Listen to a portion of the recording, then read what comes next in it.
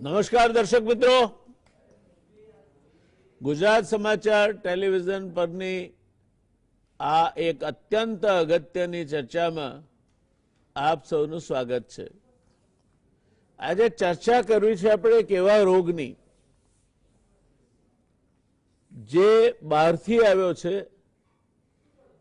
અને આપણી મહેમાનગતિ કદાચ એને એવી માફક આવી ગઈ કે હવે આપણે ત્યાં એ વધારે ને વધારે છવાતો જાય છે।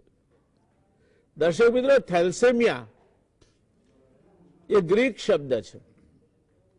થેલેસાનો અર્થ સમુદ્ર સાથે સંબંધ તેવો થાય, જે ખાસ કરીને ભૂમધ્ય સમુદ્રના કાંઠાના દેશો, મધ્ય પૂર્વ તેમજ એશિયાના લોકોમાં જોવા મળે છે। ઉત્તર યુરોપના લોકોમાં ઓછો જોવા મળે છે। લોહીમાં રહેલ ખામીયુક્ત વારસાગત રંગસૂત્રોની વિકૃતિના પ્રભાવને લીધે આ રોગ ઉદ્ભવે છે। માનવ લોહીમાં રહેલા રક્તકણોમાં આવેલું હિમોગ્લોબિન ખૂબ જ અગત્યનું તત્વ છે, જે ફેફસાના ઓક્સિજનને શરીરના વિવિધ અંગોમાં પહોંચાડે છે, જેનાથી શરીર કાર્યરત અને તંદુરસ્ત રહે છે। શરીરની લાલાશ હિમોગ્લોબિનને આભારી છે, એટલે જ્યારે શરીર તમારું ફીકું પડી ગયું છે એવું લાગે ત્યારે ડૉક્ટર તમારો જે લોહીનો ટેસ્ટ કરાવે છે એમાં હિમોગ્લોબિન પર ખાસ ભાર આપે છે, અને હિમોગ્લોબિન ઓછું હોય તો એ એનેમિક કન્ડિશન કહેવાય એવી વાત કરે છે। હિમોગ્લોબિનમાં 4 ચેઇનની રચના હોય છે: આલ્ફા, બીટા, ગેમા અને ડેલ્ટા। આ ચારેયનું પ્રમાણ યોગ્ય હોય તો રક્તકણોનું આયુષ્ય 90 થી 120 દિવસ જેટલું રહે છે। રક્તકણો કાયમી નથી હોતા, 90 થી 120 દિવસનું એનું આયુષ્ય હોય। અને થેલેસેમિયા એ એવો જેનેટિક ડિસીઝ છે જેમાં રંગસૂત્રોમાં આવેલું જનીન આ આયુષ્ય ઘટાડવા માટે જવાબદાર છે। હિમોગ્લોબિનની જે ચેઇનનું પ્રમાણ ઘટી જાય એને આ પ્રકારનો રોગ થાય। જેમ કે બાળકના શરીરમાં આલ્ફા ચેઇનની ખામી કે ઉણપ હોય તો આલ્ફા થેલેસેમિયા, પણ એનું પ્રમાણ ઘણું ઓછું જોવા મળે છે। આ જ રીતે બાળકના શરીરમાં બેટા ચેઇનની ઉણપ હોય, ખામી હોય તો બેટા થેલેસેમિયા, જે ખૂબ જ ગંભીર રોગ છે અને વિશ્વમાં વધારે પ્રમાણમાં જોવા મળે છે। વિશ્વની કુલ 3% વસ્તી અને દક્ષિણ પૂર્વના દેશો ભારત, પાકિસ્તાન, શ્રીલંકા, બાંગ્લાદેશમાં 5 થી 10% વસ્તી થેલેસેમિયા જીન્સ ધરાવે છે। ભારત દેશમાં ગુજરાત, રાજસ્થાન, પંજાબ રાજ્યોમાં આનું પ્રમાણ વધારે જોવા મળે છે। ભૂમધ્ય પ્રદેશના દેશો જેવા કે ઇટાલી, રોમ વગેરેમાં આ રોગ સૌથી વધારે પ્રમાણમાં જોવા મળે છે। બાળકના શરીરમાં બીટા ચેઇનની ખામી થોડી ઓછી હોય તો એને થેલેસેમિયા માઇનર કહેવાય। તમને ડૉક્ટર કહે કે આ બાળકને થેલેસેમિયા માઇનર છે, એટલે એમાં એની જે બીટા ચેઇન છે એની ખામી પ્રમાણમાં ઓછી છે, અને જે શરીરે તંદુરસ્ત હોય છે એને લોહી ચડાવવાની જરૂર પડતી નથી। આવા થેલેસેમિયા માઇનર પુરુષ જો અન્ય થેલેસેમિયા માઇનર સ્ત્રી સાથે લગ્ન કરે તો આવનાર બાળકને થેલેસેમિયા મેજર રોગ થવાની શક્યતા 25% રહે। 25% બાળક નોર્મલ હોય અને 50% બાળક થેલેસેમિયા માઇનર જન્મવાની સંભાવના રહેશે। અને આ કારણથી થેલેસેમિયા માઇનર હોય એટલે કઈ ચિંતા કરવાની જરૂર નથી। લોહી ના લેતા હોય, તપાસ ના કરાવી હોય એટલે લગ્ન કરતી વખતે એની આપણે ચિંતા કરવાની કોઈ જરૂર નથી। આ એક મોટામાં મોટી ગેરસમજ છે, કારણ કે બંને પાત્રો થેલેસેમિયા માઇનર હોય તો પણ એમને જન્મનાર બાળકોમાંથી 4માંથી 1 બાળક થેલેસેમિયા મેજર લઈને જન્મશે, અને આ પ્રકારની યાતના ભોગવનાર બાળકને આ પૃથ્વી પર જન્મ આપીને લઈ આવવો એ પાપ આપણે તો કરીશું જો લગ્ન પહેલા કન્યા અને વર એ બંનેની રક્ત કુંડળી એ આપણે નહીં મેળવીએ। જન્મ કુંડળી મેળવીએ છીએ આપણે, પણ રક્ત કુંડળી નથી મેળવતા। તો આ રક્ત કુંડળી મેળવવી એ જન્મ કુંડળી મેળવવા કરતાં પણ વધારે અગત્યની બાબત છે।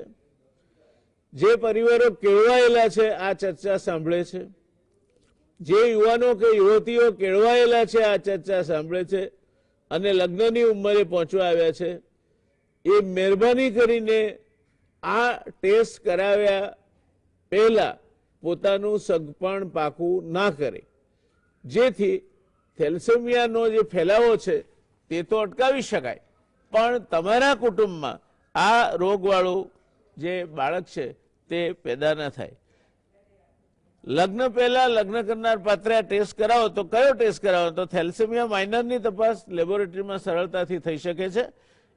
ઇલેક્ટ્રોફોરેસિસ નામનો ટેસ્ટ છે, એનાથી નિદાન થાય છે. એટલે જો લગ્ન કરવા જઈ રહ્યા હો તો પણ વધારે સારો સમય તો તમે જ્યારે એકબીજા સાથે વાગ્દત્તા તરીકે અથવા તો સગાઈ વખતે બંધાવાના છો એકબીજા સાથે, તે સમયે પાછળથી કોઈ પણ પ્રકારની આપણને માનસિક ત્રાસ થાય, તણાવ થાય, ઇમોશનલ ડિસ્ટર્બન્સ થાય, એના કરતાં એ પહેલા તમે કુંડળી તો માંગો જ છો તો સાથે સાથે આ ઇલેક્ટ્રોફોરેસિસ ટેસ્ટ પણ કરાવી લો તો મને લાગે છે કે ઘણા બધા કોમ્પ્લિકેશન્સ આ રોગને લગતા તમે ટાળી શકશો.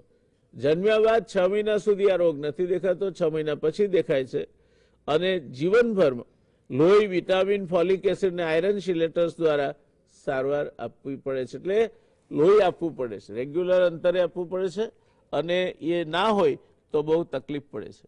8મી મે વિશ્વ થેલેસેમિયા ડે તરીકે ઉજવાય છે. વિશ્વ સ્વાસ્થ્ય સંગઠન WHO ના અનુસાર ભારતમાં દર વર્ષે લગભગ 8 થી 10 હજાર થેલેસેમિયા પીડિત બાળકો જન્મ લે છે.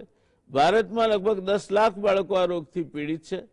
એઇડ્સ અને કેન્સર જેવી ગંભીર બીમારીઓની તુલનામાં લગ્ન માટે સૌથી પહેલા જેનેટિક બીમારીઓની તપાસ કરવી જરૂરી છે, એ વાત હવે વિશ્વ આરોગ્ય સંસ્થા પણ કહે છે. છત્તીસગઢમાં લગ્ન પહેલા સિકલ સેલ અને થેલેસેમિયાની તપાસ સૌથી વધારે કરવામાં આવે છે. ત્યાં જ થોડા લોકો હેપેટાઇટિસ બી અને ડાયાબિટીસ જેવી બીમારીઓની તપાસ પણ કરાવે છે, પણ એ નહીં કરાવો તો કદાચ એટલો વાંધો નહીં આવે જેટલો વાંધો તમે થેલેસેમિયા છે કે નહીં, માઇનર કે મેજર, એની તપાસ નહીં કરાવો તો એ નહીં ચાલે. અને છત્તીસગઢમાં લગ્ન પહેલા આ તપાસ કરવામાં આવે છે. થેલેસેમિયા આનુવંશિક બીમારી છે અને મા બાપની બેદરકારીને કારણે એક જીવને એટલી બધી હદે ભોગવવું પડે છે, સાથે એમને એટલે કે મા બાપને પણ ભોગવવું પડે છે. છતાં આજે પણ એવા કેટલા લોકો હશે જે લગ્ન કરતા પહેલા આ ટેસ્ટ કરાવતા નથી. એટલે દર્શક મિત્રો, ફરીને કહું છું તમને કે જન્મ કુંડળી નહીં મેળવો તો ચાલશે, પણ રક્ત કુંડળી નહીં મેળવો તો તમે એક અત્યંત મોટી ભૂલ કરી રહ્યા છો તેમ સમજીને ચાલજો. અને એ ભૂલ તમે કરી છે, માટે તમારું બાળક, આવનાર બાળક, એ જો થેલેસેમિયા લઈને જન્મશે તો એના માટેનો દોષ સતત આખી જિંદગી તમે પોતાની જાતને દોષિત માનતા રહેશો. આટલી વાત આપણે ચર્ચા કરી, થેલેસેમિયાને લગતી સામાન્ય માહિતી મેં તમને આપી.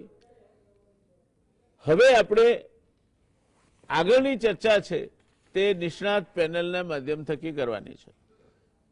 આપણું એ સદનસીબ છે કે આજે આપણી પાસે અમદાવાદ રેડક્રોસ સોસાયટીના મેડિકલ ડિરેક્ટર ડોક્ટર વિશ્વાસ અમીન જોડાવાના છે. અમદાવાદ રેડક્રોસ સોસાયટી ખૂબ સારું કામ કરી રહી છે રક્તદાનના ક્ષેત્રે, થેલેસેમિયાના બાળકોને રક્ત આપવાના ક્ષેત્રે, અને એ રીતે એક આદર્શ સંસ્થા તરીકે ગુજરાતમાં અમદાવાદ રેડક્રોસ સોસાયટીનું એક મોટું નામ છે. વિશ્વાસભાઈ એના મેડિકલ ડિરેક્ટર છે અને આ બધા જ પ્રશ્નોથી એ સારી રીતે અવગત છે. ડૉક્ટર અનિલભાઈ ખત્રી એક ભેખ લઈને નીકળ્યા છે. સમાજમાં થેલેસેમિયા સામે જાગૃતિ ઊભી કરવાનો એ એક ભેખ લઈને નીકળ્યા છે. મદદ અને એની સારવાર માટે જાગૃતિ ફાઉન્ડેશન નામની સંસ્થા ચલાવે છે. ગુજરાત સરકારની હિમોગ્લોબિનોપેથી ટાસ્ક ફોર્સના અનિલભાઈ સભ્ય છે. વ્યવસાય ડોક્ટર એવા અનિલભાઈ અત્યંત મૃદુ હૃદય અને આ પ્રકારના જે દર્દીઓ છે એમના માટે એમના દિલના ખૂણામાં એક રિઝર્વ જગ્યા છે કે જ્યાં એ અમર્યાદ પ્રેમ અને લાગણીથી આ પ્રકારના દર્દીઓને સારવાર આપવામાં મદદરૂપ થાય છે. અનિલભાઈને આપણે આવકારીએ છીએ. બેન વર્ષા વાસવાની થેલેસેમિયાના પેશન્ટ છે. થેલેસેમિયા સામે જાગૃતિ ફેલાવવાનું કામ કરે છે. પોતે થેલેસેમિયાના દર્દી છે અને બીજો કોઈ આમાં ના ઝપટાય, બીજા કોઈને થેલેસેમિયા ના થાય એ માટે એ સતત થેલેસેમિયા સામેની ઝુંબેશમાં કાર્યરત રહે છે. એમના અનુભવો હશે અને એમની વાતો પણ આપણે સાંભળીશું. શરૂઆત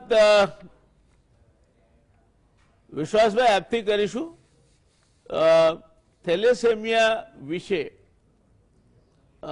સામાન્ય માહિતી તો મેં જેટલી મારી પાસે ઉપલબ્ધ હતી તે આપી છે, પણ આપની સંસ્થા શું કરે છે, શું કાળજી રાખવી જોઈએ અને આપના અનુભવો કયા છે તે જો આવનાર 8-10 મિનિટમાં આપ ગુજરાત સમાચાર ટેલિવિઝનના દર્શક મિત્રો સામે મૂકી શકો તો એમને ખૂબ મદદરૂપ થશે. વિશ્વાસભાઈ. જયનારાયણભાઈ, આપે જે માહિતી આપી થેલેસેમિયા માટેની, એ માહિતી મુજબ થેલેસેમિયા એ રંગસૂત્રની ખામીથી થતો આનુવંશિક રોગ છે અને માતા પિતા જો બંને થેલેસેમિયા માઇનર એટલે કે રંગસૂત્રની એક જોડ ખામીયુક્ત ધરાવતા હોય તો માતા પિતા દ્વારા 25% ચાન્સીસ રહે છે કે તેમની દરેક પ્રેગ્નન્સીમાં આપનારું બાળક એ થેલેસેમિયા મેજર રોગથી પીડાતું હોય. એટલે કે આવા બાળકમાં રંગસૂત્રની બંને જોડ કે જે હિમોગ્લોબિન બનાવવા માટે જરૂરી છે તે ખામીયુક્ત હોવાના કારણે બાળકના શરીરમાં હિમોગ્લોબિન બનતું નથી. એટલે જન્મના 2 થી 3 મહિના બાદ આ બાળક ફીકું પડવા માંડે છે, વારંવાર માદું પડે છે, તેનો વિકાસ બરોબર હોતો નથી અને પીડિયાટ્રિશિયન ડોક્ટર પાસે લઈ જવામાં આવે ત્યારે એના ફર્ધર ટેસ્ટિંગથી આપણે જાણી શકીએ છીએ કે બાળક થેલેસેમિયા મેજર રોગ ધરાવે છે. થેલેસેમિયા મેજર એ એક રોગ છે, જ્યારે થેલેસેમિયા માઇનર એ રોગ નથી, એનું કોઈ લક્ષણ નથી. એટલે જ્યાં સુધી આપણે હસબન્ડ વાઈફ પોતાનો થેલેસેમિયાનો ટેસ્ટ ન કરાવે ત્યાં સુધી ખબર પડતી નથી કે વ્યક્તિ થેલેસેમિયા માઇનર છે કે નહીં. એટલે દરેક નવયુવાનને અમે વિનંતી કરીએ છીએ કે આપ લગ્ન પહેલા ચોક્કસથી તમારો થેલેસેમિયા માઇનરનું ટેસ્ટ કરાવો. થેલેસેમિયા મેજર જે બાળક જન્મે છે તે બાળકને શરીરમાં હિમોગ્લોબિન બનતું ન હોવાથી દર મહિને, જ્યારે બાળક નાનું હોય છે ત્યારે દર મહિને તેને મહિનામાં 1 વખત અને મોટું થાય ત્યારે મહિનામાં 2 થી 3 યુનિટ રક્ત ચડાવવું પડે છે. અત્યારે અમદાવાદ રેડક્રોસ ખાતે આવા 1000 થી વધુ થેલેસેમિયા મેજર બાળકો સારવાર લઈ રહ્યા છે. આ તમામ બાળકોની રક્તની જરૂરિયાત એ ખૂબ જ મોટી જરૂરિયાત છે. સાથે સાથે આવા બાળકોને દર મહિને અમુક પેથોલોજી લેબના ટેસ્ટ કરાવવા પડે છે. શરીરમાં વારંવાર એમને બ્લડ ચડાવવું પડતું હોવાથી લો તત્વ એટલે કે આયર્નનો ઓવરલોડ થઈ જાય છે. આ આયર્નનો ઓવરલોડ તેમના શરીરમાંથી નિકાલ કરવા માટે તેમને ખાસ પ્રકારની દવાઓ આપવી પડે છે. આ દવાઓ અત્યારે ગુજરાત સરકાર દ્વારા તમામ બાળકોને નિઃશુલ્કપણે આપવામાં આવે છે. આ દવાઓ એ ખૂબ જ જરૂરી છે અને તેમના માટે રોજ લેવાની ફરજિયાત છે. દવાઓ આપવાથી તેમના શરીરમાં આયર્નનું જમાવ થતું નથી અને આ બાળકોને ડાયાબિટીસ, એમનો ગ્રોથ અટકાઈ જવો જેવી રોગોથી બચાવવા માટે આ આયર્ન ચિલેશનની દવાઓ લેવી ફરજિયાત છે અને ખૂબ જ જરૂરી છે. આ ઉપરાંત આ બાળકોનું નિયમિત તેમના પીડિયાટ્રિશિયન ડોક્ટર દ્વારા ચેકઅપ કરાવવું, બાળક મોટું થાય ત્યારે એન્ડોક્રાઇનોલોજીસ્ટ ડોક્ટર દ્વારા, લીવરના રોગના નિષ્ણાત ડોક્ટર દ્વારા, કાર્ડિયોલોજીસ્ટ દ્વારા તેમનું પરીક્ષણ કરવામાં આવે છે, કારણ કે વધુ પડતું આયર્ન લીવર, પેન્ક્રિયાસ, હાર્ટ જેવા અંગોમાં ડિપોઝિટ થતું હોય છે. આવું બાળક જો તમારા પરિવારમાં અવતરે તો એનો બ્લડનો ચડાવવાનો કોઈ ચાર્જ સરકાર લેતી નથી. દરેક બ્લડ બેંકોમાં આવા બાળકોને, થેલેસેમિયાગ્રસ્ત બાળકોને ફ્રી ઓફ કોસ્ટ બ્લડ ચડાવી આપવામાં આવે છે. રેડક્રોસ અમદાવાદમાં આ બાળકોને નેટ ટેસ્ટેડ બ્લડ, તેમને જરૂરિયાત વાળું રક્ત, જે નાના બાળકો છે તેમને આગળ જતા કોઈ તકલીફ ન થાય તે માટે ફિલ્ટર કરેલું સ્પેશિયલ પ્રકારનું બ્લડ એમને આપવામાં આવે છે. પરંતુ આ બધી છતાં બાળકને મહિનામાં 1 થી 2 વખત અને મોટા બાળકોને મહિનામાં 2 થી 3 વખત બ્લડ ટ્રાન્સફ્યુઝન સેન્ટર ખાતે આવવું પડે છે. તેમના વાલીઓને પણ આવવું પડે છે. આ એક પ્રકારનું એક લોકોને ભારણ લાગતું હોય છે અને ખૂબ જ તકલીફ બાળકને પડતી હોય છે. રેડક્રોસ અમદાવાદનો પ્રયાસ રહ્યો છે કે આ તમામ બાળકોનું જ્યારે જ્યારે તે લોકોનું ટ્રાન્સફ્યુઝન હોય ત્યારે એ અવસર, ટ્રીટમેન્ટનો અવસર દિવસ ના થાય, પરંતુ તેમના માટે એક આનંદદાયક બને એવા તમામ પ્રયાસો અહીંયા આગળ અમે કરીએ છીએ. બાળકોને કોઈ પણ પ્રકારનો પ્રોસેસિંગ ચાર્જ લીધા વિના કે કોઈ પણ પ્રકારનું બ્લડ જમા કરાવ્યાનો આગ્રહ કર્યા વગર તમામ પ્રકારની દવાઓ અને બ્લડ એમને આપવામાં આવે છે. લોહીનું પરીક્ષણ પણ ગુજરાત સ્ટેટ રેડક્રોસ દ્વારા વર્ષમાં 2 વખત કોઈ પણ પ્રકારનો ચાર્જ લીધા વિના એમને કરી આપવામાં આવે છે. આવા બાળકોને આવવા જવા માટે તેમના ઘરેથી અથવા તો ગામડેથી આવે છે તેવા બાળકોને આવવા જવાની સુવિધા પણ ગુજરાત સરકાર દ્વારા તેમને ટ્રાન્સપોર્ટેશન બાળકને અને તેના એક વાલીને કોઈ પણ પ્રકારનો ચાર્જ લીધા વિના મળે તેવી સવલતો ઊભી કરવામાં આવેલી છે.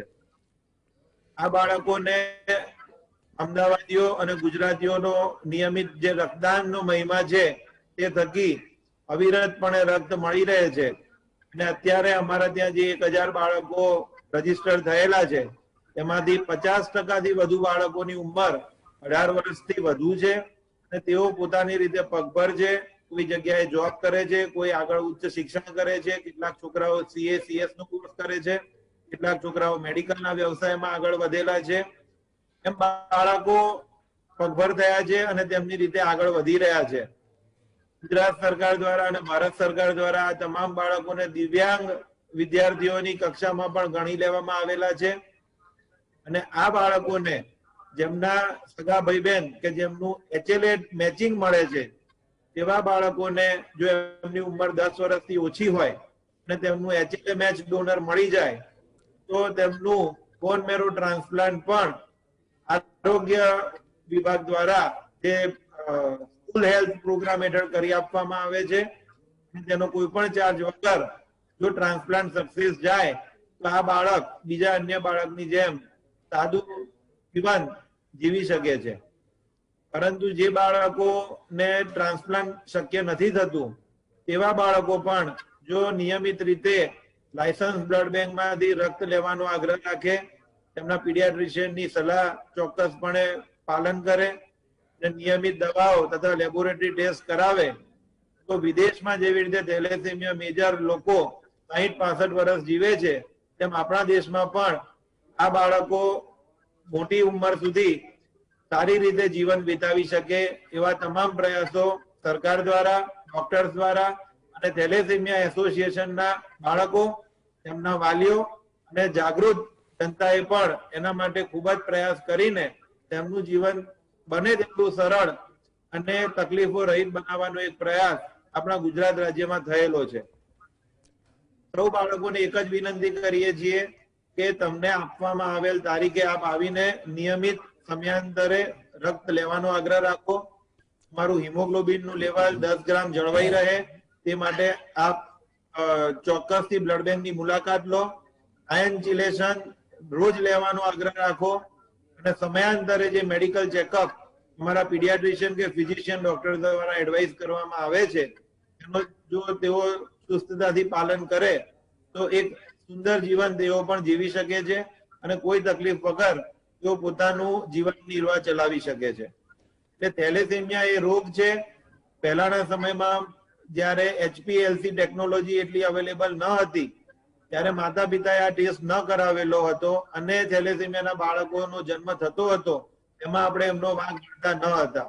પરંતુ અત્યારે ગુજરાત રેડક્રોસ દ્વારા ગર્ભવતી મહિલાઓના આ પ્રકારના ટેસ્ટિંગ કોઈ પણ પ્રકારનો ચાર્જ લીધા વિના કરવામાં આવે છે કોલેજોની અંદર ફક્ત 150 રૂપિયા ચાર્જ લઈને થેલેસેમિયાનો ટેસ્ટ કે જીવનમાં ફક્ત એક જ વખત કરાવવાનો છે એની સુવિધા પણ કરવામાં આવેલ છે. ઘણી બધી યુનિવર્સિટીઓ દ્વારા આ થેલેસેમિયા ટેસ્ટિંગ એ ફરજિયાત કરવામાં આવેલું છે. ત્યારે દરેક યુવાનોને વિનંતી કે લગ્ન પહેલા તેમનું થેલેસેમિયા ટેસ્ટિંગ ચોક્કસ કરાવો. અને જો તમે પોતે થેલેસેમિયા માઇનર હોવ તો તમારો જીવનસાથી થેલેસેમિયા માઇનર ન હોય તે એક વસ્તુની જો તકેદારી રાખવામાં આવે અને જો તમે પ્રેમ લગ્ન કર્યા હોય અને બંને વ્યક્તિઓ થેલેસેમિયા માઇનર હોવ તો જ્યારે ગર્ભસ્થ બાળક એનું પણ ટેસ્ટિંગ પોસિબલ છે તે પણ કોઈ ચાર્જ લીધા વિના જ રેડક્રોસ ખાતે કરી આપવામાં આવે છે. તો તે બાળકનું પણ તપાસ કરાવી લો અને જો તે બાળક થેલેસેમિયા મેજર હોય તો એને medical termination of pregnancy act હેઠળ લીગલી એ પ્રેગ્નન્સીને ટર્મિનેટ કરાવવી જોઈએ, જેથી કરીને આવી શારીરિક તકલીફ વાળું બાળક સમાજમાં જન્મ ન લે અને જેના કારણે આપણે એક સામાજિક બર્ડનનો પણ ઘટાડો કરી શકીએ. ધન્યવાદ નારાયણભાઈ. થેલેસેમિયા રોગ માટેની ઘણી જાગૃતિ આવેલ છે, છતાં લોક જાગૃતિ અને થેલેસેમિયા સંતાડ્યા વગર જો જીવનસાથીની પસંદગી વખતે તેનું સ્ટેટસ જાહેર કરવામાં આવે તો ચોક્કસથી આ રોગના નવા બાળકોનો જન્મ આપણે અટકાવી શકીએ એમ છીએ. ધન્યવાદ વિશ્વાસભાઈ, ખૂબ સરસ શરૂઆત કરી આપી આપે. લગભગ બધા જ પાસાને આપે આવરી લીધા છે. દર્શક મિત્રો, બહુ સરળ વાત છે, તમારા હાથની વાત છે. તમે થેલેસેમિયા તમારા બાળકને ન થાય એ ઈચ્છતા હો તો તમારે તમારું પોતાનું પહેલાં ટેસ્ટિંગ કરાવી અને જીવનસાથી બંને સાથે પસંદગી કરવી જોઈએ. કોઈ કારણસર તમે ધારો કે પ્રેમ લગ્ન કર્યું છે અને બંને થેલેસેમિયા માઇનોર છો તો 25% શક્યતા છે કે તમારું બાળક થેલેસેમિયા મેજર જન્મે. તેવે સમયે એના માટેનો ટેસ્ટ કરાવી શકાય છે અને જો બાળક થેલેસેમિયા મેજર હોય તો એ બાળકને ગર્ભપાતથી નિકાલ કરવાનું કાયદેસર છે. એટલે તમે એક મહાન યાતનાવાળા જીવને દુનિયા પર આવતું રોકવાનું પુણ્ય કાર્ય કરશો. એની ટ્રીટમેન્ટને લાગે વળગે છે ત્યાં સુધી દરેક ટ્રીટમેન્ટ મફત મળે છે. સ્કૂલ હેલ્થ પ્રોગ્રામ હેઠળ બોન મેરો ટ્રાન્સપ્લાન્ટ કરાવવું પડે, જેના કારણે કાયમી ધોરણે આ રંગસૂત્રોની ખામી સુધરી જાય તે પણ સંપૂર્ણ ખર્ચ સરકાર વેઠે છે.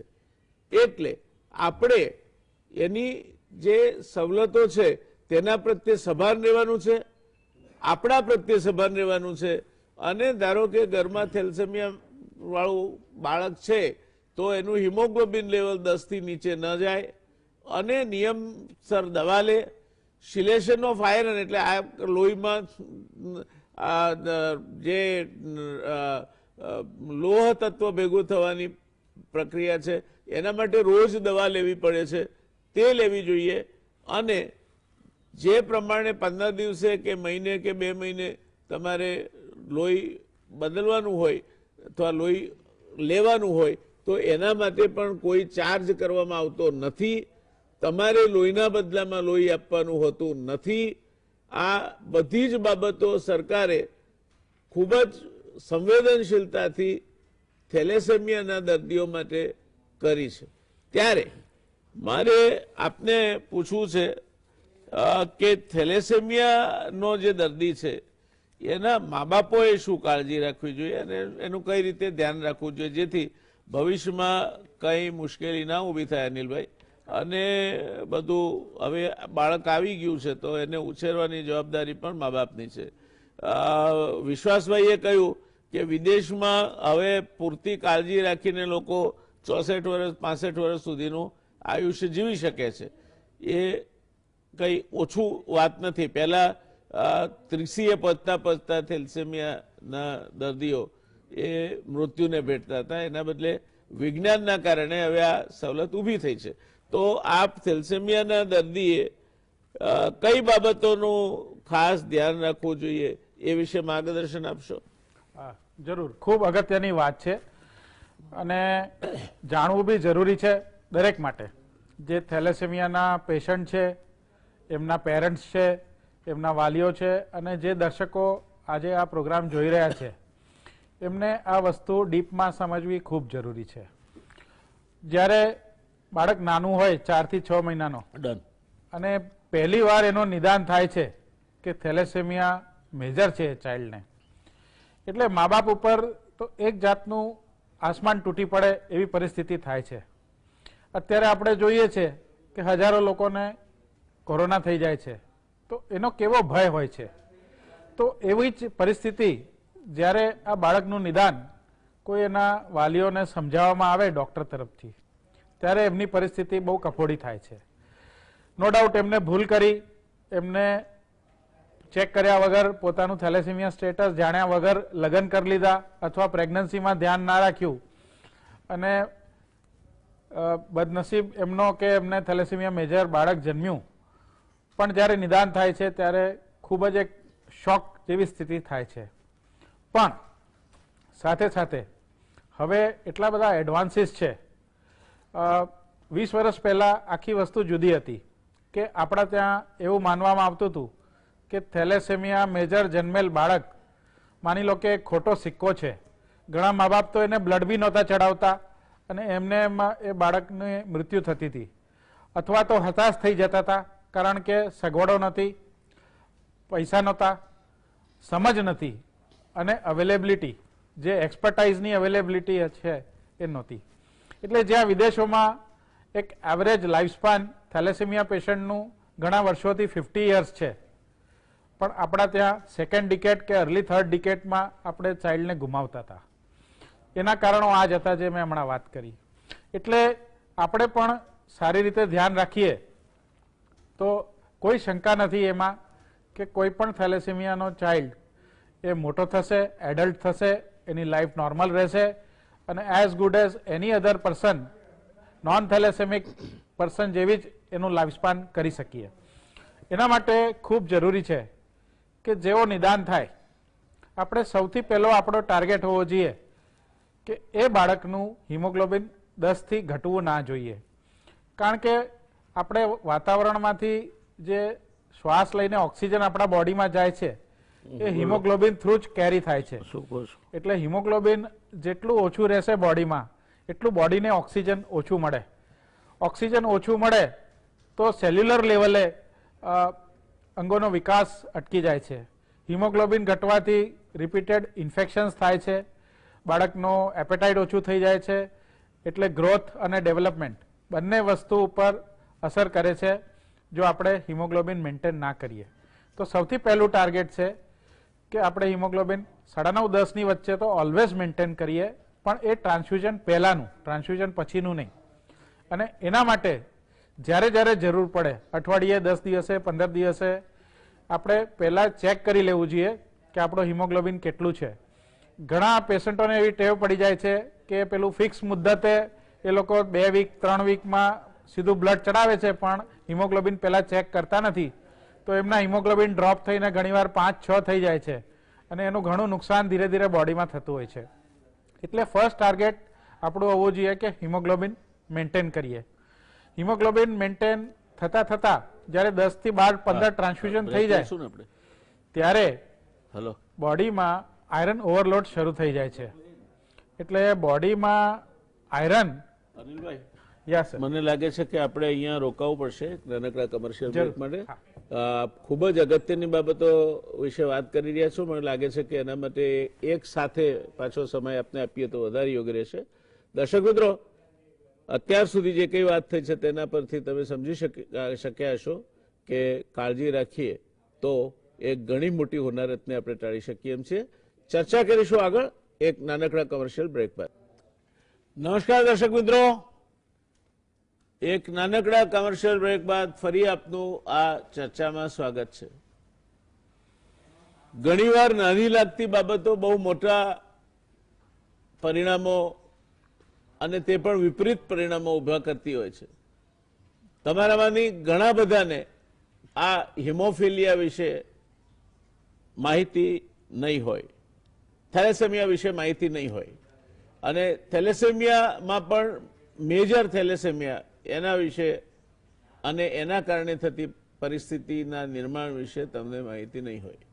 અનિલભાઈ એ વિશે માહિતી આપી રહ્યા હતા કે જો કોઈ કારણસર હવે તો 50 વર્ષ ઉપર જીવી શકે છે થેલેસેમિયા હોય તો, પણ કાળજી રાખીને દવાઓ લઈને, ને હું માનું છું કે 50 વર્ષની ઉંમરે પહોંચશે ત્યાં સુધી તો પાછું વિજ્ઞાન આગળ વધશે. એટલે આપણે ભવિષ્ય તરફ આશા સાથે જોવું જોઈએ. હું એ દિવસની પ્રતીક્ષા કરીશ જ્યારે થેલેસેમિયાનો દર્દી પણ જરૂરી ઉપચારો સાથે સામાન્ય જિંદગી અને સામાન્ય આયુષ ભોગવી શકે. એ આપણી જીત હશે. અનિલભાઈ, આપ કહી રહ્યા હતા થેલેસેમિયાના દર્દીએ કઈ બાબતો ધ્યાનમાં રાખવી જોઈએ છે. પ્લીઝ આપની વાત આગળ વધારો. મારી વાત, આપણે જે બ્લડ ચડાવવાની વાત કરી કે હિમોગ્લોબિન આપણે કેટલો મેન્ટેન કરવો જોઈએ, એની સાથે સાથે વાત કરીએ કે બ્લડ કયો લેવો જોઈએ. હવે પહેલા શું હતું કે હોલ બ્લડ એટલે કે કોઈ ડોનરે આપ્યું હોય એને પ્રોસેસ કર્યા વગર આખું બ્લડ કોઈ પેશન્ટને ચડાવવામાં આવતું હતું. પણ હવે કોન્સેપ્ટ બદલાયો છે. હવે કોમ્પોનન્ટ થેરેપી આવી છે. એટલે કોઈ ડોનર બ્લડ ડોનેટ કરે છે તો એમાં રેડ સેલ અલગ કરવામાં આવે છે, પ્લાઝમા અલગ, પ્લેટલેટ્સ અલગ કરવામાં આવે છે. એટલે જે થેલેસેમિયાનો પેશન્ટ છે એને ફક્ત રેડ સેલનો પ્રોબ્લેમ છે, એટલે એને ફક્ત રેડ સેલની જ જરૂર છે. એટલે ક્યાંય બી કોઈ બ્લડ ચડાવતું હોય તો એના માટે ખૂબ જરૂરી છે કે એવી બ્લડ બેંકથી જ બ્લડ લે જ્યાં એને કોમ્પોનન્ટમાં ફક્ત આરબીસી મળે. હવે એ આરબીસીમાં બી જુદી જુદી રીતે ઘણા બાળકોને કોઈ પ્રોબ્લેમ હોય તો એને સેલાઇન વોશિંગ કરવું પડે છે. આગળ વિશ્વાસભાઈએ કીધું કે આપણે નાના બાળકોને ફિલ્ટર કરીને, જેથી કરીને કોઈ સફેદ કણો એમાં ના જઈ શકે, તો એવો ફિલ્ટર કરેલું બ્લડ આપીએ છીએ. તો એવું ના મળે તો આપણે બેડસાઇડ ઉપર બી એનું ફિલ્ટરેશન કરીને વ્હાઇટ સેલને કાઢવા જોઈએ. એટલા માટે કે એ કરવાથી આગળ જતા જે બ્લડથી થતા રિએક્શન્સ હોય છે એ ઘણા ઓછા થઈ જતા હોય છે. અને ખાસ કરીને જે બાળકોમાં આગળ ટ્રાન્સપ્લાન્ટ માટેનું પ્લાનિંગ હોય એના માટે ખૂબ વસ્તુ જરૂરી છે. તો સાથે સાથે બ્લડ ક્યાં ચડાવવું, તો એક યોગ્ય ટ્રાન્સફ્યુઝન સેન્ટર જ્યાં એની એક્સપર્ટાઇઝ હોય, ગમે ત્યાં નાના દવાખાનામાં કે જ્યાં ફેસિલિટીઝ ના હોય, જ્યાં ટ્રેન્ડ સ્ટાફ ના હોય, ત્યાં આપણે બ્લડ ના ચડાવવું જોઈએ. અને એટલે જ એ કોન્સેપ્ટ છે ડે કેર સેન્ટર અથવા ટ્રાન્સફ્યુઝન સેન્ટર્સ. અને ગુજરાતમાં એ ખૂબ સારી રીતે ચાલી રહ્યું છે. એના બહુ જ બેનિફિટ્સ હોય છે કે આપણને એક કોન્સ્ટન્ટ કેર મળે છે. ત્યાંનો સ્ટાફ વર્ષોથી બાળકોને ઓળખતો થઈ જાય છે, એમને વેન લેવામાં પ્રોબ્લેમ થતો નથી. દરેક બાળકની ડિટેલ હોય છે, એને શું પ્રોબ્લેમ થાય છે એ ખબર હોય છે. અને જ્યારે ગ્રુપમાં બાળકો ટ્રાન્સફ્યુઝન લે છે ત્યારે એકબીજાને મળીને એ લોકો હળવા થઈ જાય છે, પેરેન્ટ્સ પણ હળવા થઈ જાય છે. એટલે જરૂરી છે કે આપણે ટ્રાન્સફ્યુઝન સેન્ટર પર જ ટ્રાન્સફ્યુઝન લઈએ. હવે ટ્રાન્સફ્યુઝન 10-12 વખત થઈ જાય એટલે આયરન ઓવરલોડ થાય. આપણે જે બ્લડ ચડાવીએ છીએ રેડ સેલ, એમાં હિમોગ્લોબિન તો આપણે મેન્ટેન કરીએ છીએ, પણ સાથે સાથે હિમનો જે કોમ્પોનન્ટ છે એ હિમ છે આરબીસીમાં. એટલે આયરન એ બોડીમાં ઘૂસે છે. જતા દાડે આયરન ઓવરલોડ દરેક ઓર્ગનને અસર કરે છે. હાર્ટને કરશે તો અમુક સમય પછી હાર્ટને ધીરે ધીરે ફેલ કરી નાખશે. લીવરમાં વધારે થઈ જશે તો લીવર ફેલિયર આવશે. તો થેલેસેમિયામાં કોઈ પણ બાળકની ડેથ લોહીના ઉણપ કે એનિમિયાના લીધે નથી થતી, પણ જ્યારે આયરન ઓવરલોડના કારણે કાર્ડિયાક કે લીવર ફેલિયર થાય છે અથવા કોઈ બીજો ઓર્ગન ફેલ થાય છે ત્યારે એ બાળકની ડેથ થાય છે. તો આપણે એ ડેથને અટકાવી છે તો ડેફિનેટલી આપણે આયરન ઓવરલોડને અટકાવવું જોઈએ. હવે આયર્ન ઓવરલોડ કઈ રીતે ઓછું કરી શકાય એના માટેની દવાઓ હોય છે જેને આયરન ચિલેટર્સ કહેવાય છે. એમાં 3 પ્રકારની મુખ્ય દવાઓ હોય છે. ત્રણે સારી છે. જે બાળકને જે દવા શૂટ કરતી હોય એના ડોક્ટરની સલાહ પ્રમાણે ચોક્કસ લેવી જોઈએ. બાળક 1.5-2 વર્ષનો થાય ત્યારથી આ ચાલુ થાય અને એને લાઈફ લોંગ આ આયર્ન ચિલેશન લેવું પડતું હોય છે. જે બાળકોને કોમ્પ્લિકેશન વધારે હોય એટલે હાર્ટ બગડવાનું શરૂ થતું હોય એના માટે આનું કોમ્બિનેશન પણ કરવામાં આવે છે. એટલે કે 2 ડ્રગ કે 3 ડ્રગનું કોમ્બિનેશન કરીને પણ આ દવાઓ ડોક્ટરના સલાહ પ્રમાણે જરૂર લેવી જોઈએ. એવું નહીં કે એક દવા અસર નથી કરતી તો આપણે એને પકડી રાખીએ. તો આયર્ન ચિલેશન આપણે પ્રોપર કરીશું તો ઓર્ગન ડેમેજ નહીં થાય. સાથે સાથે જેમ બાળકનું ગ્રોથ થાય છે, બાળક એડોલેસન્સમાં આવે છે, એટલે એ બહુ ક્રુશિયલ પીરિયડ છે જ્યારે એના હોર્મોનલ ચેન્જીસ થતા હોય છે. એટલે આયર્ન ઓવરલોડ જો પિટ્યુટરીમાં થયું હોય તો ડેફિનેટલી બધા હોર્મોન્સને અસર થાય છે અને બાળક જીવે છે તો સારી રીતે, પણ એનું જે ડેવલપમેન્ટ થવું જોઈએ, જે ટાઈમસર એનું હાઇટ વધવું જોઈએ, એનો બોડીનો ગ્રોથ થવો જોઈએ, અથવા કોઈ મેલ ચાઇલ્ડ છે તો એને દાઢી આવી જોઈએ, મૂછ આવી જોઈએ, તો ફિમેલ્સમાં જે બીજું ડેવલપમેન્ટ થવું જોઈએ ટાઈમસર એ ના થાય તો એ બી પરમાનન્ટલી એને સાયકોલોજીકલ ઇફેક્ટ એ બાળકને જરૂર થાય છે. એટલે યોગ્ય સમયે તમારા ટ્રીટિંગ ડોક્ટર છે એ હોર્મોન્સ બાબતની બી ચોક્કસ ધ્યાન રાખશે. બે પ્રકારના કોમ્પ્લિકેશન જે થેલેસેમિયામાં થતા હોય છે, એક બીમારીના લીધે અને બીજું બ્લડના લીધે. એનો પૂરતો ધ્યાન રાખવું જોઈએ. ધારો કે ગમે તેટલું આપણે પ્રયત્ન કરીએ પણ અમુક વાયરલ ડિઝીઝ હોય છે જે બ્લડબોર્ન હોય છે, એમાં કોઈ બ્લડ બેંકનું વાંક હોતું જ નથી ક્યારે બી. પણ એ વાયરસની ખાસિયત હોય છે કે એનો વિન્ડો પીરિયડ હોય છે. ધારો કે HIV છે કે HCV વાયરસ છે, બહુ ખતરનાક વાયરસ છે અને બ્લડ બેંક ચોક્કસપણે નિષ્ઠાથી બહુ સારી રીતે ટેસ્ટિંગ કરીને આપે છે. છતાં પણ જે બ્લડ બાળકને ચડાવવામાં આવે એનો ડોનરના બોડીમાં એ વિન્ડો પીરિયડ હોય તો એ વાયરસ પકડાઈ શકતું નથી. પણ જ્યારે એ બ્લડ એ બાળકને ચડી જાય તો એ વાયરસ ટ્રાન્સમિટ થઈ જાય છે. તો એ વાયરસ છે કે નહીં એને રેગ્યુલર ચેક કરીને શોધવું જોઈએ. વાયરસ આવી ગયું હોય તો એની પ્રોપર ટ્રીટમેન્ટ કરવી જોઈએ. હવે સારી વસ્તુ છે કે હિપેટાઇટિસ C માટે ઘણી સારી દવા અને ફક્ત 3 મહિનાની દવાથી એ વાયરસ ક્લિયર કરી શકાય છે. અને નવાઈની વાત છે કે એના ટેસ્ટિંગ બી બહુ સુધરી ગયું છે. એનું ક્વોન્ટિટેટિવ એસેસમેન્ટ કરવાનું હોય એ. અને બીજી વસ્તુ, સારા સમાચાર, ગુજરાત સરકાર તમામ બાળકોને જેને HCV થયું છે જેની ટ્રીટમેન્ટ 1 થી 1.5 લાખ રૂપિયાની થાય છે સંપૂર્ણ રીતે ફ્રી કરી આપે છે. એટલે આપણી પાસે સગવડો ફૂલ છે. એ જ રીતે HIV માટે ARTની જે ટ્રીટમેન્ટ છે, જો એના મોનિટરિંગ માટેના ટેસ્ટિંગ છે, એ તમામ વસ્તુ આપણને ફ્રી મળે છે. પણ આપણે પ્રયત્ન કરવો જોઈએ કે આ વાયરસ ઘૂસે જ નહીં. આ વિન્ડો પીરિયડથી બી બચવું હોય તો સૌથી સારી વસ્તુ છે કે દરેક બાળક માટે એક ડેઝિનેટેડ ગ્રુપ ઓફ ડોનર્સ હોય. ધારો કે આપણી સાથે વર્ષા બેઠી છે અને વર્ષાને વર્ષે 25 બોટલની જરૂર છે, તો 12 જણા એવા એના માટે ફિક્સ થઈ જાય કે વર્ષમાં 2 વાર એના માટે બ્લડ આપે. તો વર્ષો સુધી ફક્ત એ 12 વ્યક્તિનું જ બ્લડ વર્ષાને મળે તો પછી એનામાં આ વાયરસ ઘૂસવાની શક્યતા બિલકુલ નહીવત થઈ જાય છે.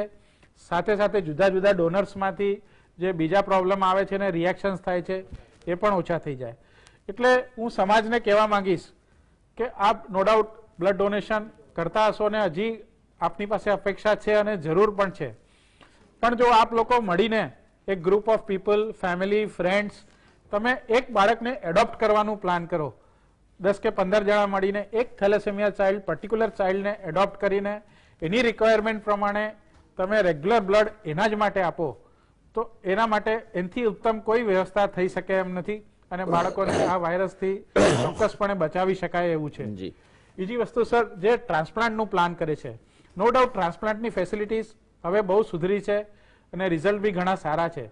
પણ ટ્રાન્સપ્લાન્ટ પહેલા બી એ બાળકની ફિટનેસ ખૂબ જરૂરી છે. કારણ કે જે બાળક ફિટ નહીં હોય, જેને લીવરમાં ડેમેજ થઈ ગયું હશે, એને ટ્રાન્સપ્લાન્ટના રિઝલ્ટ સારા નહીં આવે. એટલે જ્યાં આપણે પરમાનન્ટ ક્યોરની વાત કરીએ છીએ કે ટ્રાન્સપ્લાન્ટ, તો ટ્રાન્સપ્લાન્ટ માટે એક ડોનર બી જોઈએ છે જે બોન મેરો ડોનેટ કરે.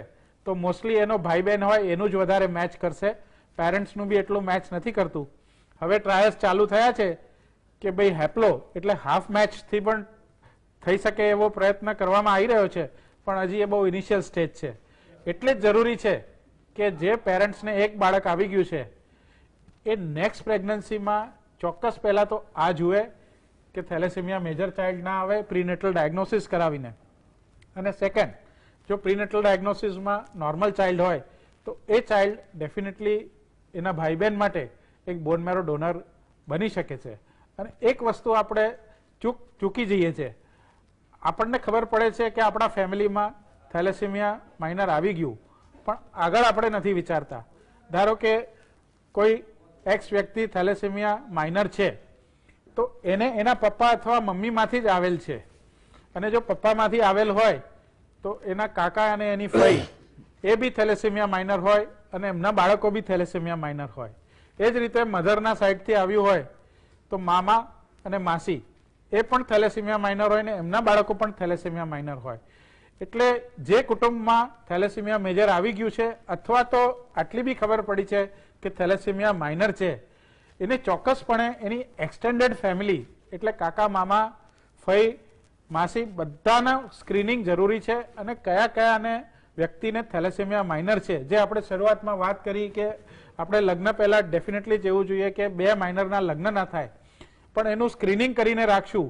જેમ આપણે વાત કરીએ છીએ કે ઇન્ડિયામાં માની લો કે 4 to 6% એનો રેન્જ છે થેલેસેમિયા માઇનરનું, એટલે ચોક્કસપણે 7-8 કરોડ લોકો ઇન્ડિયામાં થેલેસેમિયા માઇનરના વાહક છે. એ બધાને આપણે શોધશું નહીં તો આપણે લગ્ન કેવી રીતે અટકાવીશું? એટલે ખૂબ જરૂરી છે કે સમાજમાં મોટા પાયે સ્ક્રીનિંગ ચાલુ થાય, ફેમિલી લેવલે ચાલુ થાય, કોલેજીસ લેવલે થાય. રેડક્રોસ સોસાયટીએ લગભગ 40 લાખ વિદ્યાર્થીનું સ્ક્રીનિંગ કરેલું છે, જેમાં થેલેસેમિયા માઇનર અને સિકલ સેલ બંને આપણે શોધવામાં આવે છે.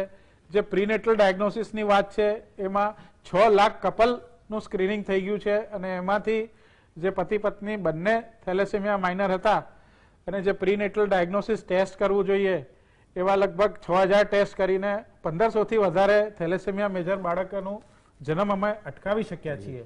પણ ખૂબ જરૂરી છે કે આ વસ્તુ પર બી ધ્યાન આપીએ. નો ડાઉટ આપણે જે બાળક જન્મી ગયું છે એને આપણે 50 વર્ષ સુધી લઈ જઈશું, 60 વર્ષ સુધી લઈ જઈશું. એને ડાયાબિટીસ થશે તો એ કંટ્રોલ થઈ જશે, એને HCV થશે તો એ કંટ્રોલ થઈ જશે. પણ પ્રિવેન્શન અગેન એન્ડ અગેન આપણો ફોકસ પ્રિવેન્શન રહેવું. જી જી, થેન્ક યુ અનિલભાઈ. દર્શક મિત્રો, મૂળ વાત એ છે કે આ 7 થી 8 કરોડ લોકો જો પોતાની જાતે જ એમનું પોતાનું રક્ત કુંડળી વિશે ચિંતિત બને તો ખૂબ મોટું કામ થઈ જાય. આપણે માથાદીઠ રક્તદાનની વાત કરીએ તો ગુજરાત દેશમાં માથાદીઠ રક્તદાનની દ્રષ્ટિએ પહેલા નંબરે છે અને ગુજરાતમાં અમદાવાદ માથાદીઠ રક્તદાનની દ્રષ્ટિએ પહેલા નંબરે છે. એટલે ગુજરાત જેવું રાજ્ય કે જ્યાં રક્તદાન એક સંસ્કૃતિ છે, ત્યાં આ પ્રકારના દર્દીઓ માટે ટ્રાન્સફ્યુઝન સેન્ટર પર બ્લડ ઉપલબ્ધ થાય એ સિવાયની પણ જે કંઈ કામગીરી હોય એ દરેક જિલ્લામાં હું માનું છું કે વોલન્ટિયર્સ ફોર થેલેસેમિયા એવું ગ્રુપ રચાવવું જોઈએ અને એના થકી આગળની કામગીરી થવી જોઈએ. સરકાર એનું કામ કરે છે, કરશે, આપણે આપણું કામ ઉપાડી લેવું જોઈએ. આપણે હવે વર્ષાબેન પાસે જઈશું. પોતે એ થેલેસેમિયાના પેશન્ટ છે અને એમના શું અનુભવો છે અને એમને શું કહેવું છે સમાજને અને થેલેસેમિયા જેમને છે એવા પેશન્ટને. બંને વાતો વર્ષાબેન પાસેથી સાંભળીશું. નમસ્કાર. થેલેસેમિયા આ એક બહુ સહેલું રોગ નથી. આમાં પેશન્ટ તો ભોગવે જ છે પણ એના સાથે આખી ફેમિલી ભોગવે છે. તો આના પછી થેલેસેમિયા પેશન્ટ આવી જાય તો બાય બોર્ન તમને દર 15 દિવસે સોય ખાવી પડે. બ્લડ ટ્રાન્સફ્યુઝન સુધી આ અટકાવતું નથી.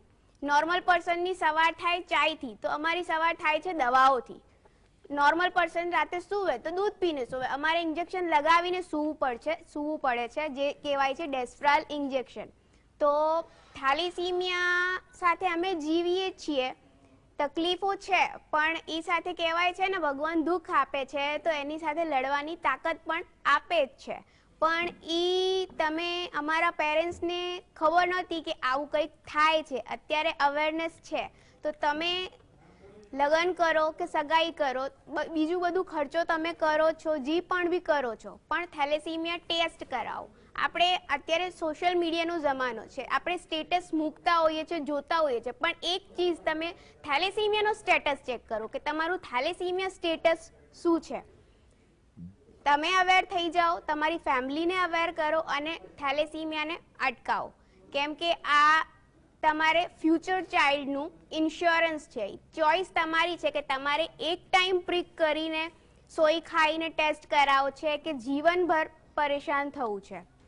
સો ચોઇસ ઇઝ યોર્સ. અને જેમ ખત્રી સરે કીધું કે તમે ગ્રુપ બનાવો થેલેસેમિયા પેશન્ટનો, તો આમ વોટ્સઅપ ઉપર બધી જગ્યાએ ગ્રુપ ક્રિએટ થતા હોય છે. તો એવી જ રીતે તમે હેલ્પિંગનું થેલેસેમિયા પેશન્ટ માટે, ડોનર્સ માટે ગ્રુપ બનાવો અને રેગ્યુલર બ્લડ ડોનેટ તમે કરો તો એ બધા માટે હેલ્પફુલ રહેશે. બેન, વર્ષા પાસેથી તમે 2 વસ્તુ સાંભળી કે આપણે સવારે ઉઠીએ છીએ ત્યારે ચા કે દૂધ પીએ છીએ. થેલેસેમિયાના પેશન્ટને સવારે ઉઠે એટલે એની સવારની શરૂઆત થાય છે દવાઓથી. આપણે રાત્રે સૂઈએ ત્યારે દૂધ પીને કે એમ જ કશું ના પીતા હોય તો એમ જ સૂઈ જઈએ છીએ જમ્યા પછી. થેલેસેમિયાના પેશન્ટને સૂતા પહેલા સોય ખાવી પડે છે. તમે કલ્પના કરી શકો દર્શક મિત્રો કે એક માણસ જિંદગીમાં એને દર 15 દિવસે લોહી લેવાનું, આયરન સિલેશન ન થાય માટેની દવાઓ લેવાની, બીજી બધી કાળજી રાખવાની, અને એ કાળજી રાખ્યા પછી પણ સતત એક અજ્ઞાત ભય નીચે જીવવાનું એને અને એના પેરેન્ટ્સને એટલે એના મા બાપને, કુટુંબને. અને આ બધાનું એક જ કારણ, એક નાની શી ગેરકાળજી કે જો મા બાપે એ વખતે થેલેસેમિયાનો ટેસ્ટ કરાવ્યો હોત ને બંને માઇનર હોત તો જરૂરી એમણે કાળજી લીધી હોત તો કદાચ આ પરિસ્થિતિ ન આવી હોત. આ વાત તમે બેન વર્ષા પાસેથી સાંભળી, એમના પ્રશ્નો પણ સાંભળ્યા, એમના દુઃખ દર્દો પણ સાંભળ્યા. સાથે અમદાવાદ રેડક્રોસ સોસાયટી જેવી સંસ્થાઓ એ ટ્રાન્સફ્યુઝન સેન્ટર થકી ખૂબ જ સારું કામ કરે છે, અને એવી બીજી જગ્યાએ પણ ટ્રાન્સફ્યુઝન સેન્ટર હશે જ. તો વિશ્વાસભાઈ, મારે આપને પૂછવું છે કે આ ટ્રાન્સફ્યુઝન સેન્ટર કઈ કઈ જગ્યાએ આવેલા છે, અને આ સિવાય આ ચર્ચામાં જે કંઈ ખૂટતા મુદ્દા હોય એ બાબતે આપે શું કહેવું છે? ભાઈ, થેલેસેમિયા માટે જે સરકારી સિવિલ હોસ્પિટલ છે તેમાં પણ બ્લડ ટ્રાન્સફ્યુઝન સેન્ટર પીડિયાટ્રિક વિભાગમાં ચલાવવામાં આવે છે. આ ઉપરાંત રેડક્રોસની આખા ગુજરાત રાજ્યમાં 33 શાખાઓ છે, જેમાંથી 16 બ્રાન્ચો અત્યારે બ્લડ બેંક ફેસિલિટી ધરાવે છે. તમામ જગ્યાએ તો થેલેસેમિયાના બાળકને બ્લડ ચડાવી આપવાની સુવિધા છે, અથવા તો થેલેસેમિયાના બાળકો ત્યાંથી બ્લડ મેળવી શકે છે અને પોતાના પીડિયાટ્રિશિયન ડોક્ટર અથવા તો ફિઝિશિયન ડોક્ટરના ત્યાં તે બ્લડ ચડાવી શકે એ માટે બ્લડનું તેમને અવેલેબિલિટી રેડક્રોસ ખાતેથી થઈ જાય છે. આ ઉપરાંત ઘણા બધા ટ્રસ્ટ પણ આ પ્રકારના થેલેસેમિયા ટ્રાન્સફ્યુઝન સેન્ટર અથવા તો એ થેલેસેમિયાના બાળકોને બ્લડ મળી રહે તે માટે કાર્યાન્વિત છે. અમદાવાદમાં અને ગુજરાતમાં આપણે વાત કરીએ તો અત્યારે કોવિડના સમયમાં થેલેસેમિયાના બાળકો માટે ખાસ દરેક અમારા રક્તદાન શિબિર આયોજકો અને રક્તદાતાઓને વિનંતી કરીને આ બાળકોને અવિરત રક્ત મળી રહે એ માટે અમે એક રિક્વેસ્ટ કરેલી છે, અને સૌ નાગરિકોને જેમને કોરોના સંક્રમણ નથી થયું, સંક્રમણ બાદ તેઓ સાજા થઈ ગયા છે, 28 દિવસ થઈ ગયા છે, તો તે તમામને અમે વિનંતી કરીએ છીએ કે તેઓએ આગળ આવવું જોઈએ અને રક્તદાન કરવું જોઈએ, જેથી કરીને થેલેસેમિયાના બાળકો અને અન્ય આવા દર્દીઓને અવિરતપણે આપણે રક્ત આપી શકીએ. આ બાળકોને મેં જણાવ્યું તેમ આવવા જવા માટે ટ્રાન્સપોર્ટેશનની સુવિધાઓ ફ્રી છે, અને અત્યારે અમે રેડક્રોસ બ્લડ બેંક ખાતે અમદાવાદમાં 24 કલાક બ્લડ ડોનર્સને આવવું હોય તો તેઓ આવીને બ્લડ ડોનેટ કરી શકે તેવી સુવિધા ઉપલબ્ધ કરેલી છે. એક રક્તદાતા માટે પણ અમે ડોનર પિકઅપ ડ્રોપની ફેસિલિટી આપેલી છે, અથવા તો પોતાના ઘરે રક્તદાતા બ્લડ મોબાઈલ વાન બોલાવી શકે છે. કોઈ ઓફિસ કે સોસાયટીમાં 2 કે 3 વ્યક્તિઓને રક્તદાન કરવું છે તેઓ પણ રેડક્રોસની બ્લડ મોબાઈલ વાન પોતાના ત્યાં બોલાવીને રક્તદાન ત્યાં આગળ પોતાના ઘરે કરી શકે છે. રક્તદાન દરમિયાન તે માણસને કોઈ પણ પ્રકારનું ઇન્ફેક્શન ન લાગે તેની તમામ તકેદારીઓ રાખવામાં આવે છે. પર્સનલ હાઇજીનના તમામ પેરામીટર્સનું પાલન કરવામાં આવે છે, અને રક્તદાતાને રક્તદાનથી કોઈ ચેપ લાગતો નથી કે કોઈ નબળાઈ આવતી નથી. એ તમામ બાબતોનું ધ્યાન રાખીને તેનું રક્ત લેવામાં આવે છે. અત્યારે અમારું જે એક જ છે કે દરેક થેલેસેમિયાના બાળકને અત્યાર સુધી જે રીતે ગુજરાતમાં રક્ત મળેલું છે, તો આ કોવિડમાં પણ કોવિડ પેન્ડેમિકની આટલી બધા સંક્રમિત કેસો હોવા છતાં પણ એ બાળકોને કોઈ પણ પ્રકારના રિપ્લેસમેન્ટની ચિંતા કર્યા વગર તેઓ જ્યાંથી રક્ત મેળવે છે ત્યાંથી તેમને અવિરતપણે રક્ત મળી રહે અને તેમનું જીવન રક્તની અનઅવેલેબિલિટીના લીધે આપણે ના ગુમાવવું પડે એની પૂરતી કાળજી અમે રાખેલી છે. અમે કટિબદ્ધ છીએ કે આ બાળકોને કોઈ પણ સંજોગોમાં ક્યારે રક્તની અછત અમે નહીં પડવા દઈએ, અને સૌ અમદાવાદીઓ અને ગુજરાતીઓનો સહકાર આમાં હંમેશની જેમ અમને મળતો રહેશે, અને અમે આ કોરોનાને પણ હરાવીને આ થેલેસેમિયાના બાળકોને રક્ત હંમેશા અવેલેબલ કરાવીશું. ધન્યવાદ ધન્યવાદ ધન્યવાદ. નો વર્ડ્સ ટુ પ્રેઝ યુ.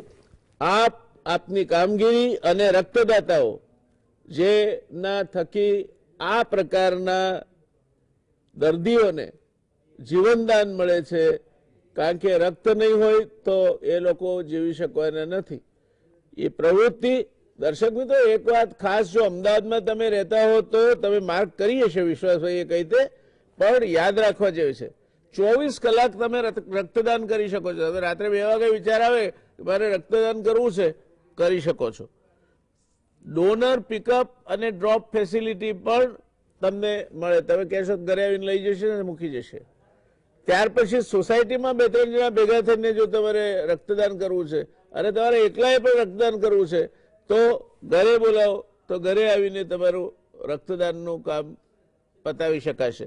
ચોથું, જે વિશ્વાસભાઈએ કહ્યું તે ખાસ અગત્યનું છે, ઇન્ફેક્શન ન લાગે તેની પૂરેપૂરી કાળજી રાખવામાં આવે છે. કોવિડનું ઇન્ફેક્શન એ રક્તદાન અથવા રક્તથી ફેલાતો આ રોગ નથી.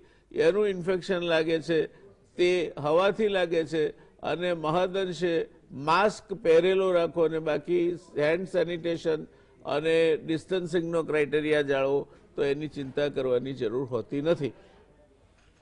અમદાવાદ રેડક્રોસ સોસાયટી આ દિશામાં ઉત્તમ કામગીરી કરી રહી છે, અને એ એવી કામગીરી કરી રહી છે કે જેના કારણે ઈશ્વરના આશીર્વાદ એમના પર પણ ઉતરશે. હું ચોક્કસ કહીશ, કારણ કે મેં તો આ બધા જ કેન્દ્રો જોયા છે, અને દરેક કેન્દ્ર, અમદાવાદ રેડક્રોસ સોસાયટી બહુ સારું કામ કરી રહી છે, દે ડિઝર્વ ટુ બી કોમ્પ્લિમેન્ટેડ. પણ જ્યાં જ્યાં રેડક્રોસ સોસાયટીના રક્તદાન કેન્દ્રો છે, રક્તદાન પ્રવૃત્તિ ચાલે છે, ત્યાં પૂરા એક પ્રકારના કમિટમેન્ટથી અને સંપૂર્ણપણે એ પ્રવૃત્તિ સાથે એકાકાર થઈને રક્તદાનની પ્રવૃત્તિ કરવામાં આવે છે. મારી બીજી એક વિનંતી છે, તાલુકા કક્ષા અથવા તો જિલ્લા કક્ષાએ જે મિત્રોને આ પ્રકારની પ્રવૃત્તિમાં રસ હોય, એમણે પોતાના જિલ્લાના થેલેસેમિયાના કેટલા દર્દીઓ છે એની માહિતી ભેગી કરીને એમનું રક્તદાનનું એક ટેબલ બનાવવું જોઈએ, અને થેલેસેમિયાના આ દર્દીને તમે વારસ તરીકે, તમે જેમ આપણે કોઈ વ્યક્તિને આપણે લઈએ છીએ જવાબદારી, તેમ આ એક ગ્રુપ એમની જવાબદારી લે તો કદાચ એમને બીજી જગ્યાએ દોડાદોડી કરવાની અથવા તો ક્યાંક આમ તેમ થોડીક મુશ્કેલી પડતી હોય તો પણ એ નહીં પડે, ટ્રાવેલ નહીં કરવું પડે. આ એક સારી પ્રવૃત્તિ છે, અને લોહીનો ઉપયોગ બીજા અનેક કામોમાં છે. રક્તદાન એટલે જીવનદાન છે. અકસ્માતથી માંડીને ઓપરેશન સુધી એનો ઉપયોગ છે. પણ આ રોગ જ એવો છે કે એની પહેલી દવા એ લોહી છે, પછી બાકીની દવાઓનો રોલ આવે છે. જેમ સીઓપીડી એટલે ફેફસાનો રોગ થયો હોય તો ઓક્સિજન થેરાપી, ઓક્સિજન એની પહેલી દવા છે, તેમ આ કિસ્સામાં પહેલી દવા જ એ લોહી છે. તો જે કોઈ આ ચર્ચા સાંભળતા હોય એમણે ગુજરાતમાં થેલેસેમિયાના જે દર્દીઓ છે, એક તો વિશ્વાસભાઈએ કહ્યું તેમ કોરોના કાળમાં એમને રક્તદાન ઓછું થાય એટલે એમને જે લોહી આપવાનું હોય તેમાં કોઈ મુશ્કેલી ન ઊભી થાય તે જોવા માટે અમદાવાદ રેડક્રોસ અથવા તો એ માટેના બીજા જે ટ્રાન્સફ્યુઝન સેન્ટર છે એમની સાથે સંલગ્ન રહીને એક આ જવાબદારી નાગરિક તરીકેની અને જીવ દયાના ભાગરૂપે જીવ બચાવવાની જવાબદારી તરીકે પણ થેલેસેમિયાના જે દર્દીઓ છે એમને આપણે મદદરૂપ થવું જોઈએ. મને લાગે છે કે આ આખી વાત બંને નિષ્ણાતોએ જે સરળતાથી રજૂ કરી છે એ અદ્ભુત છે.